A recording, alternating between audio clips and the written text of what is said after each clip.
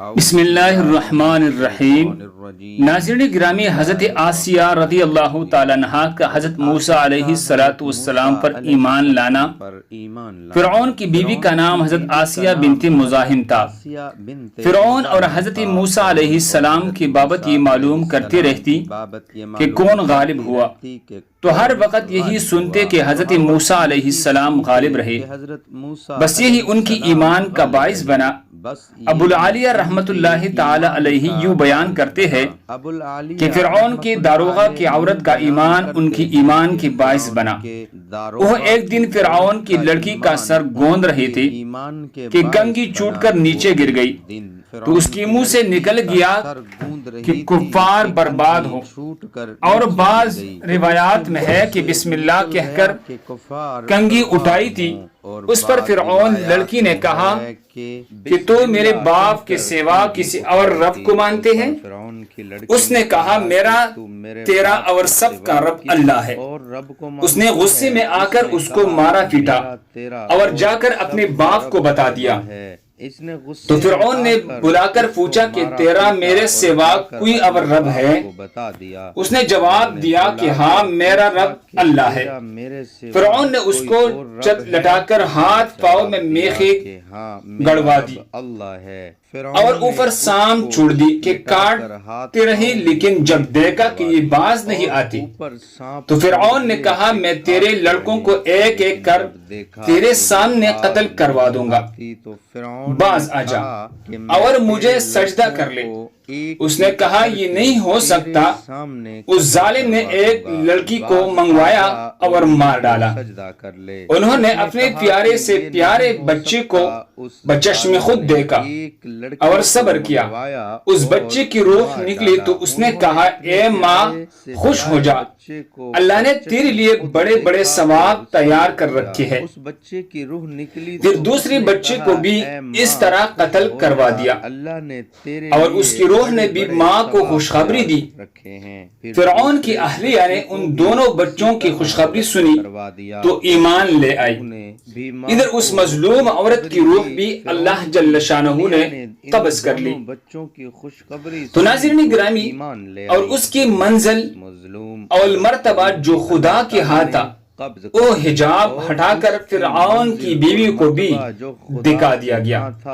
تو یہ اپنے ایمان اور یقین میں بہت بڑھ گئی، یہاں تک کہ فرعون کو بھی اس کا پتہ چل گیا۔ تو اس نے ایک دن اپنے درباریوں سے کہا کہ تم میں کوئی میرے بیوی کی خبر ہے؟ تم اسے کیا جانتے ہو؟ سب نے بڑے تعریفی کی اور بلائیاں بیان کی۔ فرعون نے کہا کہ تمہیں نہیں معلوم، یہ میرے سوا دوسرے خدا کو مانتے ہیں۔ پھر مشہور ہوا کہ انہیں قتل کر دیا جائے۔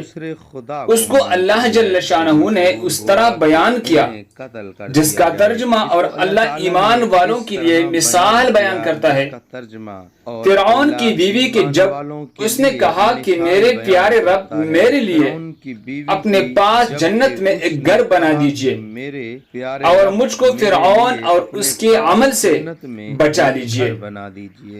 فرعون غصے کے وقت لوگوں کے ہاتھ پاؤں میں میخیں گڑوا کر مار ڈالتا تھا، چورن کر کے اوپر سے بڑا پتھر پھینکتا تھا جس سے اس کی روح نکل جاتی۔ میخوں کے سزا کا موجدن فرعون تھا۔